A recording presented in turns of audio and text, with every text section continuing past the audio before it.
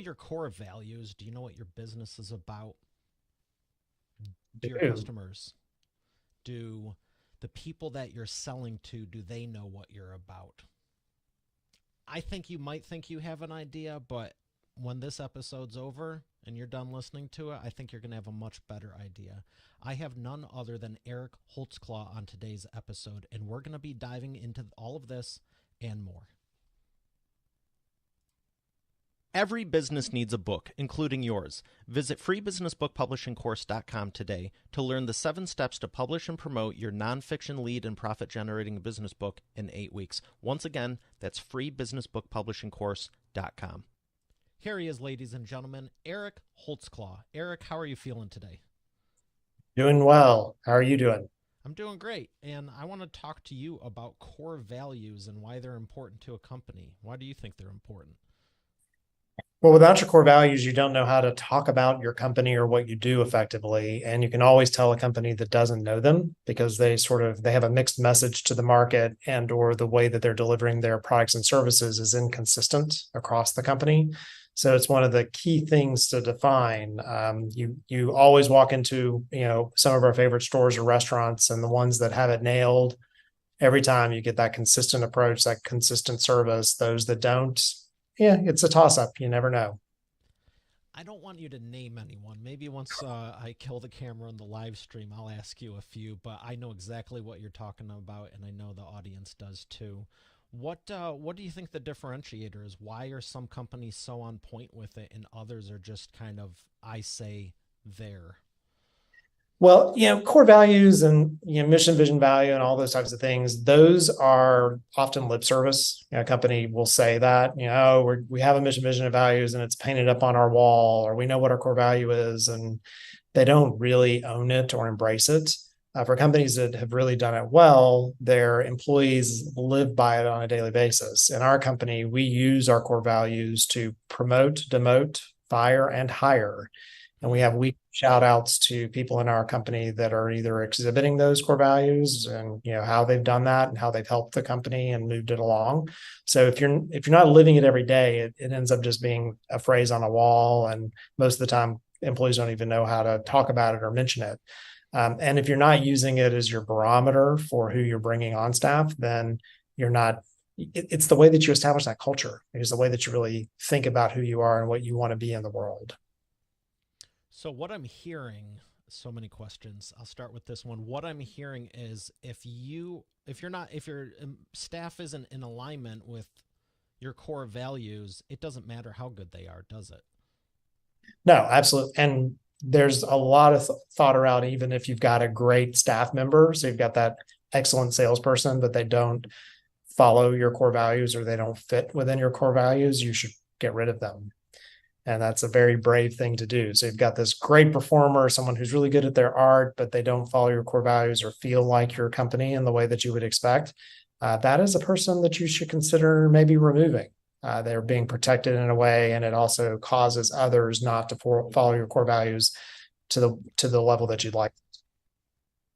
Can we go deeper on that? Because I feel like this is a little controversial or at least edgy, and most people would avoid it. And I want to dive deeper into it to help more people because they tend to avoid it.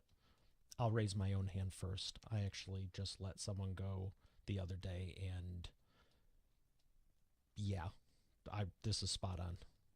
But it's like a sigh of relief. I mean, you don't want to admit it because they're either holding something together that you don't want to address or take care of, or you really think that they're the reason that you're being successful in a certain area. And what they're doing is holding back your company.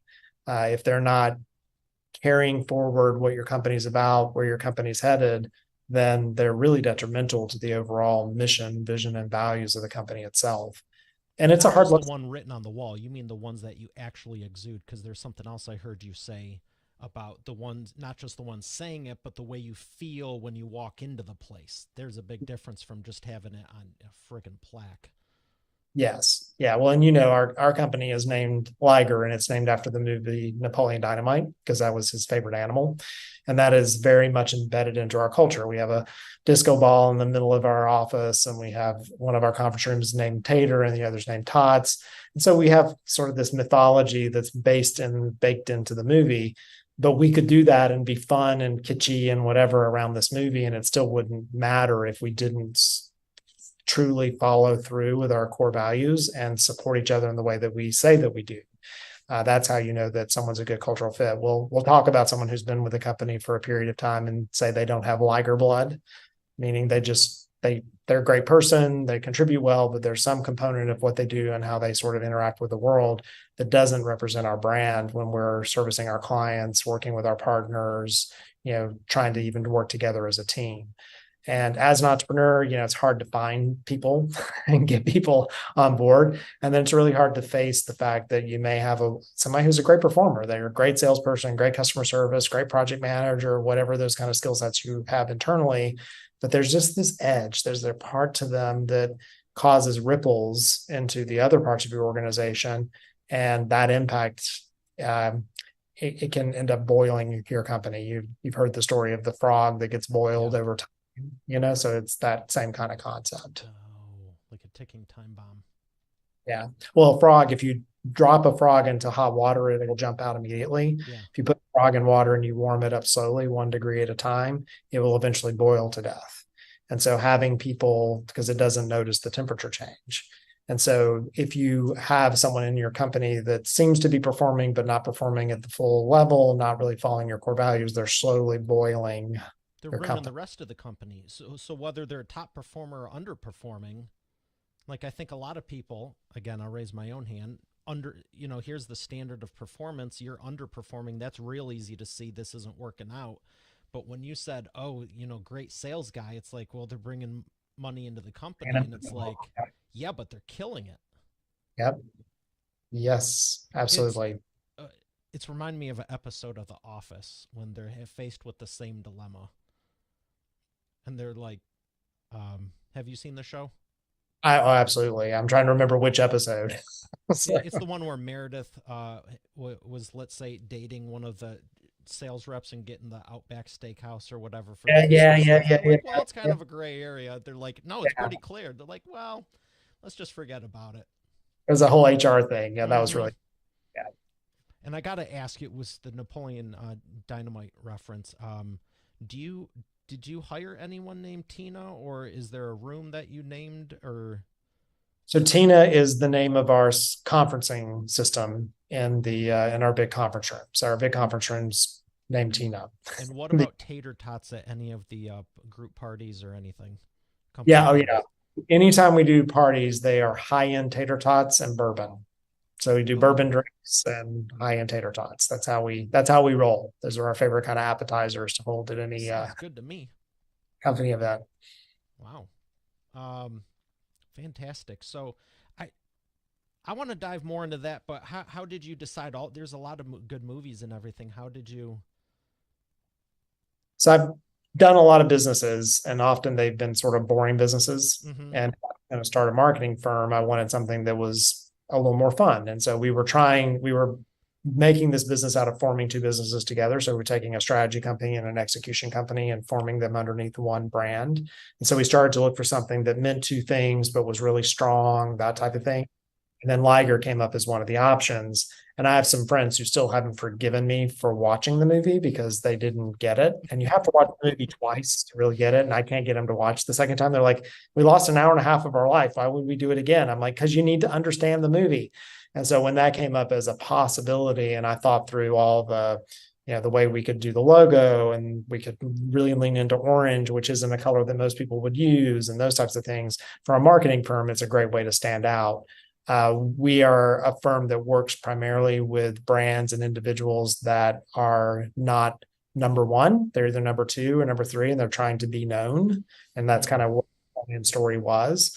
And he comes up behind Pedro and gets him Yeah. voted into office. So it feels really good for what we think about and how we live in the world. Wow.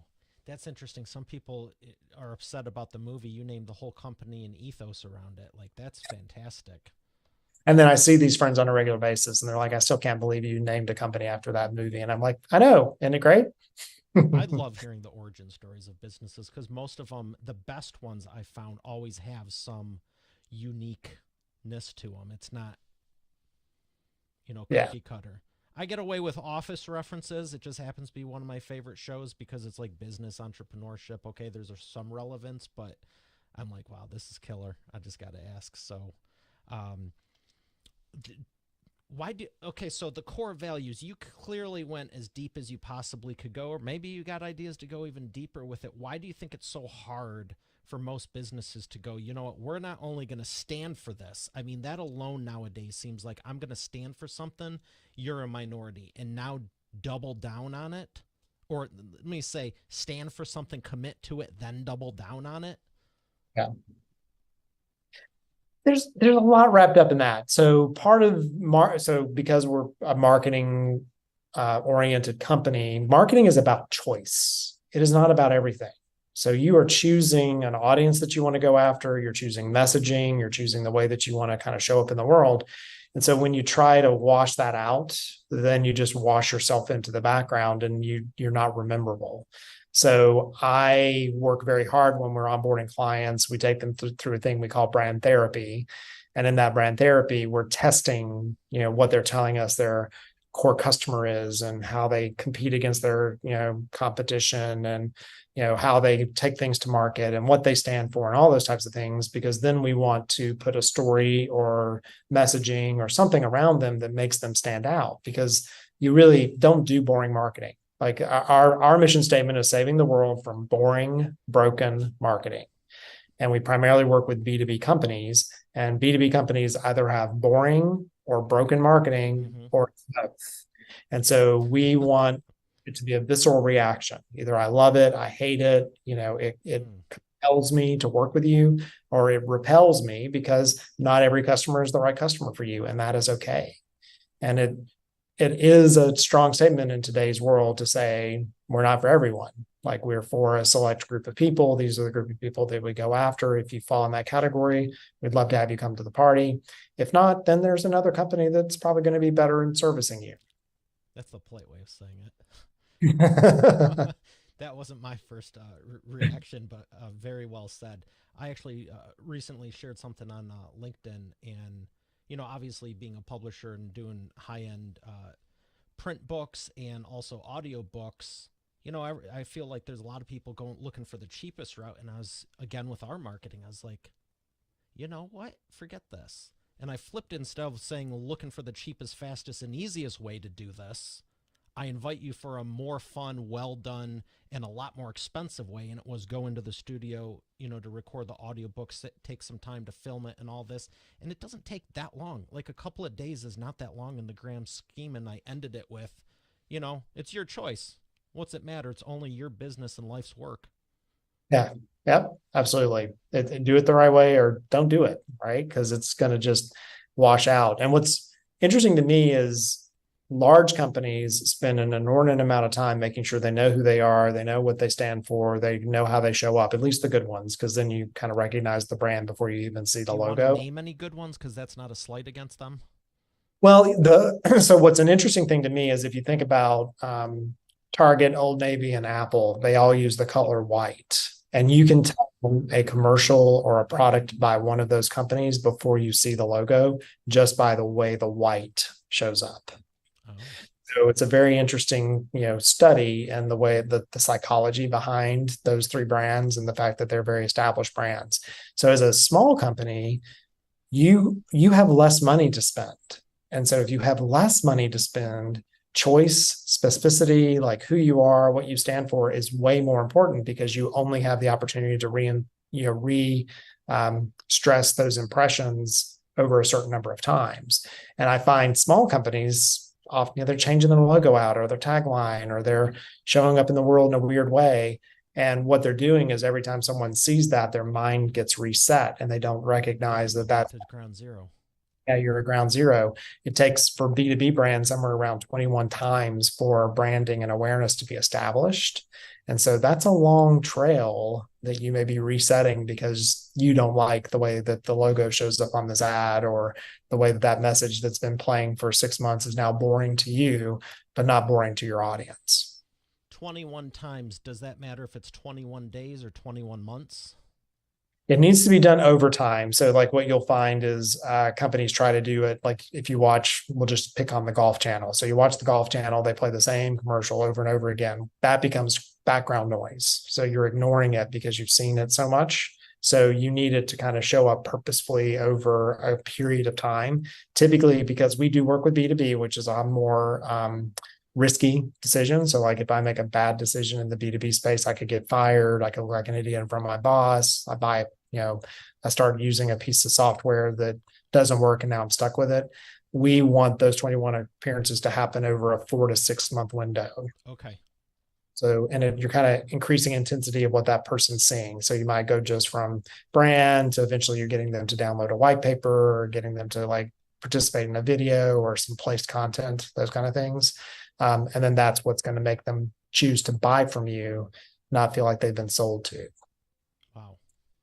4 to 6 months. Okay, so you mentioned something, content.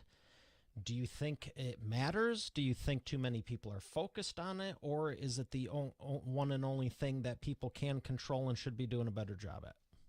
Yeah, I don't think enough people are focused on it in the right way. What they Okay. do, they spend about, so many people spend 80% of their time creating content and 20% of their time promoting it. Mm-hmm. You should spend 20% of your time creating the content and 80% of the time promoting it, because content has a long tail. So when I put something out, I'm not sure, it's got to take some time to see what's going to work, what's not, what do people really want to hear about, what's it going to look like. And then, supplementing that with all the right tools of social media and SEO and that kind of thing to drive traffic to it. Content is the great differentiator. If you think about it in the right way, if you talk about your company like it's a magazine, not a catalog. So, like, what are the stories inside the magazine of your company? Tell me a story, those types of things. Then we know that that is what's going to be successful over the long play with the clients that we work with. That's why they work with us. We get them organic traffic, and then we can supplement that with paid. And we're basing it all in content that's educational, that's not we did this, we do that, but who cares? Like, you're talking about how do you put that person that you're selling to into the story and make them understand that your product or solution is going to be the right one for them? Okay. You mentioned the long tail. I was going to ask you, you kind of answered it. We do more organic, but supplement it with the paid is another great segue in there. But you said long tail. You don't just literally mean it takes longer, but it's effective. It sounds like you're also aware of the SEO component too. Is that correct? Yeah. So, I mean, and SEO is such an interesting, because like long tail keywords, like the way Yeah. people are searching things, and that may be a way you can compete when you can't compete for some of the other keywords in your category, right? But also knowing like the changes with, we're not exactly sure how artificial intelligence is going to impact this over time, because there's so much around like research and that kind of thing that people are using AI for that they used to use search for. And the other component of that, the light just turned off. The other component of that is that we also want to think about the way that Google is going to start representing search results. So it's going to look more like a Wikipedia page than it has in the past. And so you're going to have a longer definition of what that result is. You're not going to have like these Oh. individual choices. So it's going to dramatically change if you don't have the right content in place. What are the top three things that someone should be focusing when they're creating the content? And what Well, type of content is it that's working best? yeah, so that does change regularly. So it is a reason to work with an outsourced person. I know I'm kind of selling what we do, but it's like working with your financial advisor and asking them, what stock should I buy today? It's like, well, today you should be buying in this district, in this sector, because that's doing well. And 3 months from now, I might not tell you the same thing. But we are seeing longer form pieces, so 800 and above words, making Okay. sure keyword rich, formatted correctly so that Google is happy, but also so your reader is happy. Often people will lean one way or the other. They just write to the reader, and some people just write to Google. So it needs to be something that I want to read and understand. Yeah. And That have it's, that human element. yeah, yeah, because It's if got no one, 76 keywords in it, but it's like reading a blender. Exactly. And Google gets that. Like they understand it. And they're not here honestly to drive traffic to your site. Google is not here to drive traffic to your site. They're here to answer the questions that are being asked across their search engine, and they will send people to the most educational site that's going to answer that question. So thinking sort of editorial, like any journalist, I've got a quasi journalist background. That's helpful in this world because we think like in headlines, what's Yeah, going to be the people want short stuff.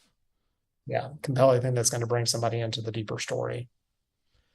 So I think you answered it again. You're very polished and know your stuff. You kind of answered it, but I wanted to ask explicitly about the web.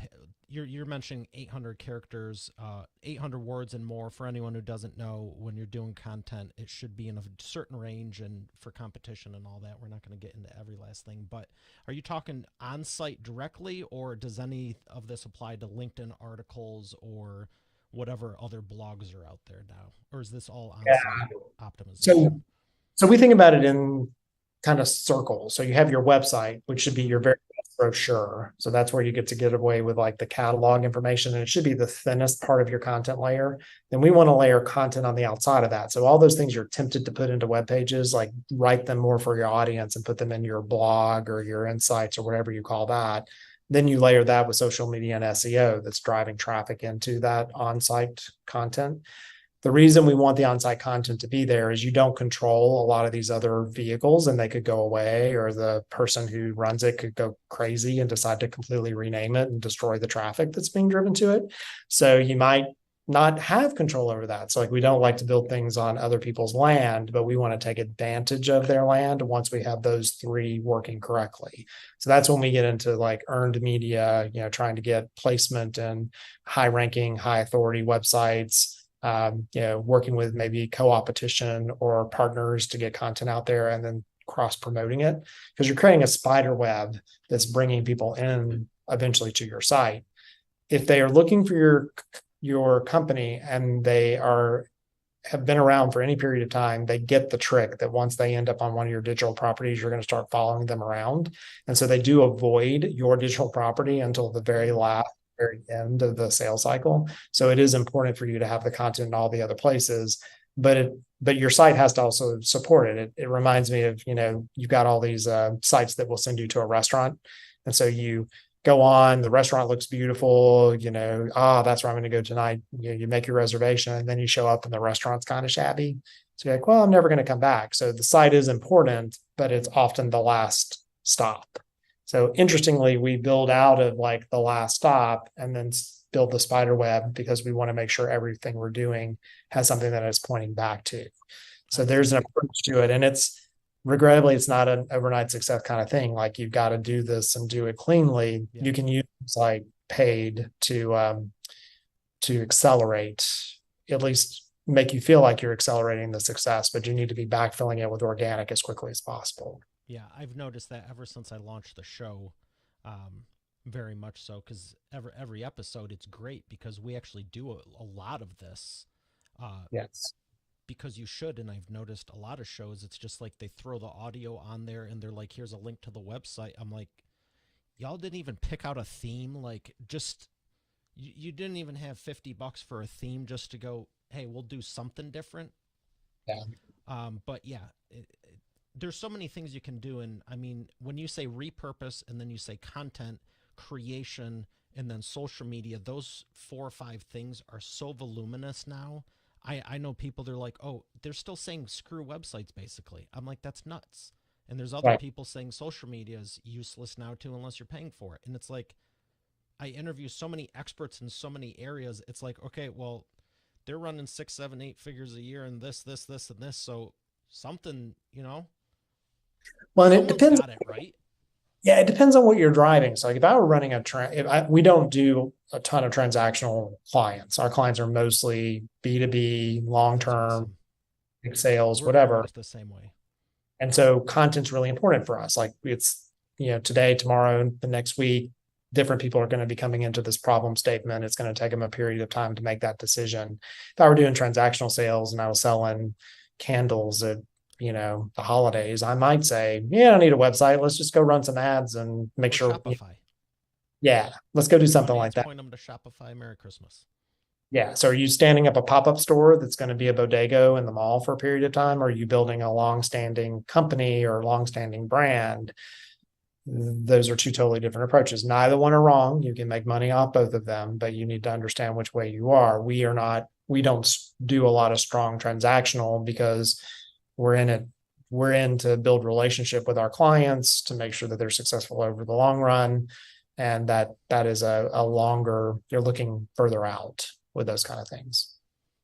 Yeah, I was getting that impression, and I always tell people there's a question coming up shortly about customer lifetime value and that. And that's another thing that I think people, they're so focused on the now. It's like Yeah. 3 months from now is not that long. 6 or 12 months, like if you're over 18, it goes by quick. So this whole, short term, some people take that as 30 days or less. Why don't I have the company of my dreams in the first month? It's like maybe take Yeah. a year at it, screw up a little bit, figure out what doesn't work for you, And refine it. if you do a shortcut, then I've talked with many owners who were like, yeah, I had a business, it was running really well. I had all this stuff working in Google, when, Yeah, uh, platform du jour, and platform du jour fell out of favor, stopped working the way that they expected, and then they lost that everything. everything. When Facebook was out, I remember people were going, "Oh, you don't need a website. Just make put all your stuff on the Facebook page." And then Facebook was like, "Oh, we're changing this." Yep. You just lost 4 years. You have no email list. You have no everything, and this is gone. Yeah, don't build long-term businesses on borrowed land. Yeah, love that. That's a great expert authority effect insight. I agree 100%. Um, who would you say is your biggest success story, and why? Because people say success is different. It's always Yeah. interesting to hear this. So we have a couple case studies on our website. One that I'm very proud of is a company called GenCap. GenCap is a wholesale insurance brokerage. So talk Okay. about, we're primarily in some boring spaces. So financial services, fintech, insurance, med tech, some of those. GenCap, we've been with them for years, and they consolidated. They bought like 17, 18 other companies and put them underneath one umbrella. So we love M&A. We love working with companies, buying other companies and figuring out what should the overarching brand be. And then how do we bring all those brands together so that we're consolidating the marketing spend and getting organic reach off of that. So it's been a fun company to work with because they also have followed what we've told them. Like, sometimes you end up in these like conflicted, like, this is our advice, we're the experts. And they're like, yeah, but we still want to do it this way. And we're like, okay, we have an internal rule. We say no twice, and then we say yes. So we tell them no. And if they don't trust us because we're an expert, we tell them no and why.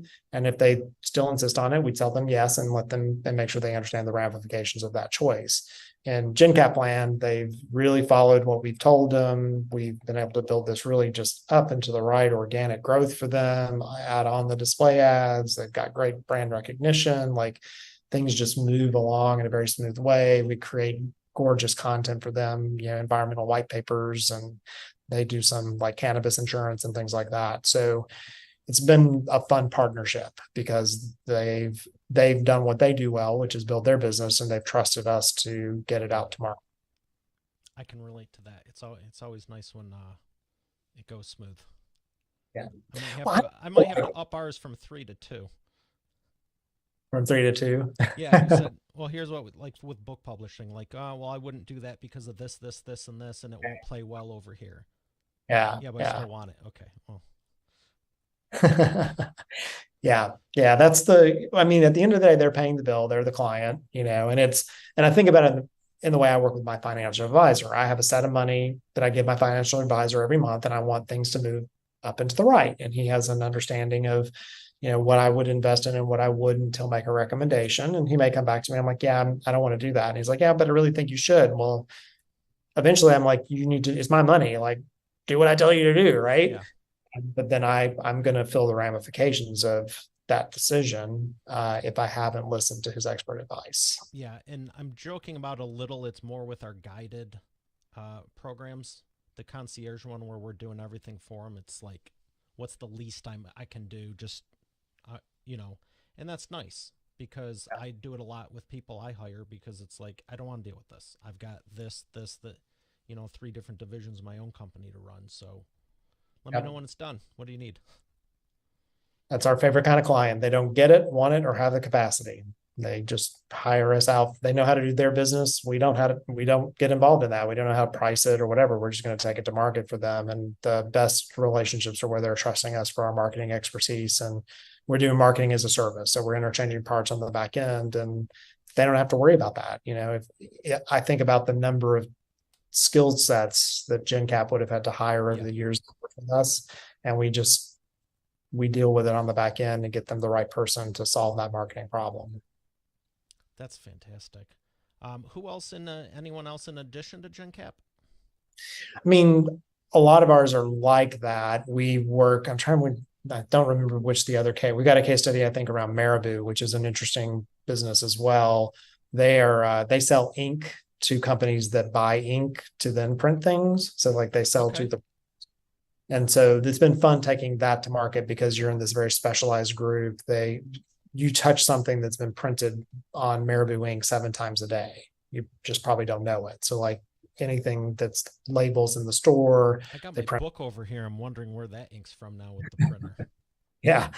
And so we worked with them to do a thing called the Gurus of Marabou. And so we brought all their like really expert engineers out and turned them into videos so that they could teach people how to use the ink more effectively and what ink goes on what substrates. And so we geek out about, you know, what other people might think are some relatively boring topics, but they're fun I for us. think it's interesting because I watch a lot of how to and how it's made and stuff like Yeah. that. And a lot of people, I think, don't realize that there's a lot of businesses, there's a whole world of business other than Apple, Android, this, that, the other thing, the main companies. It's like, oh, there's this company doing 7 figures in revenue, high seven, and they make straw for this mill that feeds the thing. And you know what I mean?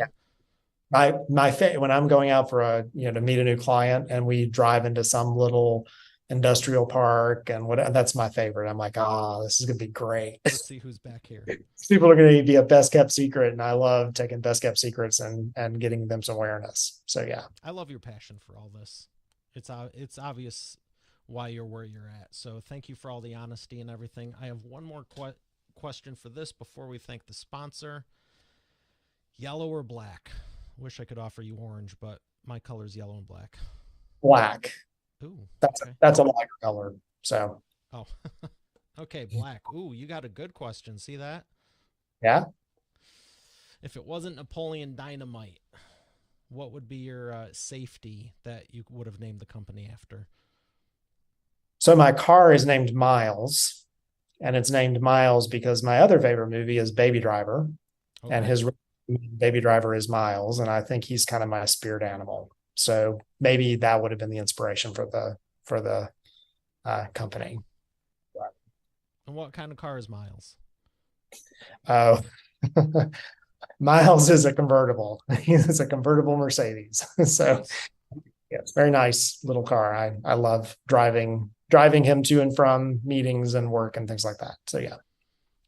I got to ask Detroit Motor City, so Oh, I know. Sorry. familiar. Yeah, no, it's a German car. That Holtzclaw last name. I went over to Germany and I got hooked on. Did the BMW for a while. Wasn't my favorite. Switched back over to Mercedes, and I really like their cars. Well, it's you're supporting your own heritage. That's what you should be doing. All right, we're gonna thank a sponsor and come back for the imperfect action round. Every business needs a book, including yours. Visit freebusinessbookpublishingcourse.com today to learn the 7 steps to publish and promote your nonfiction lead and profit generating business book in 8 weeks. Once again, that's freebusinessbookpublishingcourse.com.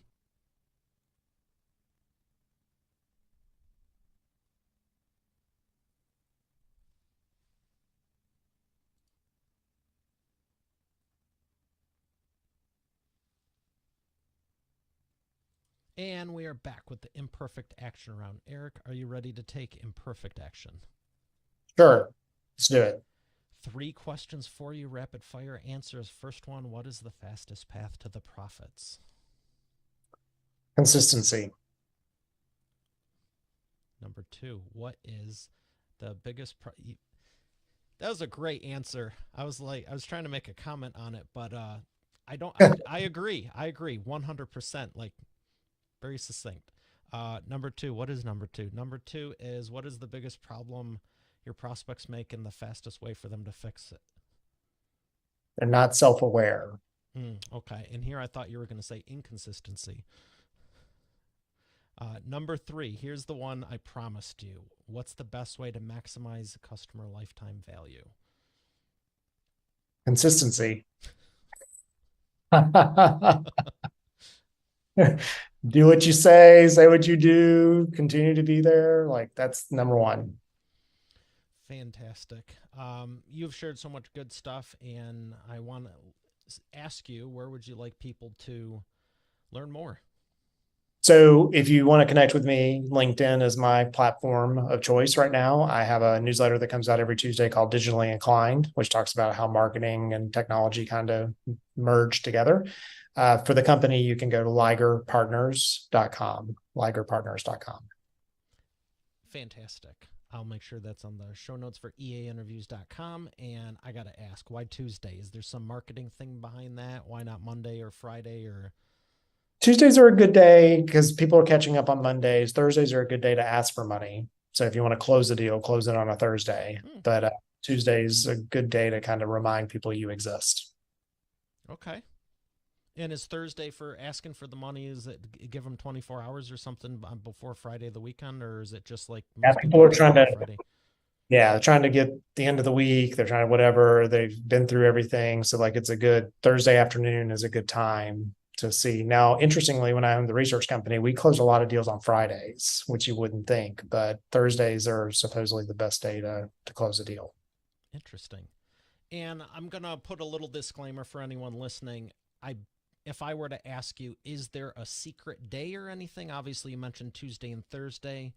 Is that across the board, or does it depend on your niche and your business, and you should really do the research and figure it out for yourself? Yeah, so that's a good qualifier. So my entire career has been really a lot in B2B and services and stuff. So my experience falls like there's also like selling seasons for B2B that you should hit or not hit and some things like that. But I'm a very strong, just look back at my career, all of it kind of goes back to a kind of a B2B focus and a very strong like services focus. Yeah. I've noticed patterns in ours as well. I actually have a calendar for every time we've closed someone over the years, and it's interesting how some days and times of the year it's like nothing, and then other times there's three or four from, I mean, going back decade or two, and I'm like, holy smokes! I was like, oh, I wonder what's going to happen this year. Yep. I love that fourth quarter. There's some stuff for me. Like I love Labor Day to Thanksgiving. It's my favorite period of time. That's always a good time. Yeah. I was going to say, because have you found people in the summer just kind of like summer? Yeah. And we got like this Juneteenth to July 4th. It's like Christmas in the middle of the year. Like no one's around for 2 weeks. And then your clients are all like, why didn't we do anything? I'm like, well, you remember how you were gone on for 2 weeks and we were gone for 2 weeks? That's why nothing's gotten done. So now we're going to try to catch up. So yeah. It's not something people have recognized yet, but it's this like period of time that really does impact progress that is new. So yeah. I've closed stuff pretty much 24 hours a day. One time, 3:30 in the morning with Australia, and I would never tell anyone, "Oh, don't try," but also be aware of the ebbs and flows of just life and think like a person. Like if you're sleeping, they probably are too if it's the same time zone. If you're on vacation, there's a lot of people on vacation. Like just don't, and you as an entrepreneur owner, like don't frustrate yourself, right? Like you can't. Like this year, I intentionally went away during that Juneteenth to July 4th period because last year was a frustrating period. So just plan your life around it. Yeah. You have shared so much good stuff. I wish we could go for a few more hours, but thank you for everything you've shared and sharing with Expert Authority World. Appreciate the opportunity. Thank you. All right. Expert Authority World, we have another great episode here today. I'll see you on the next one.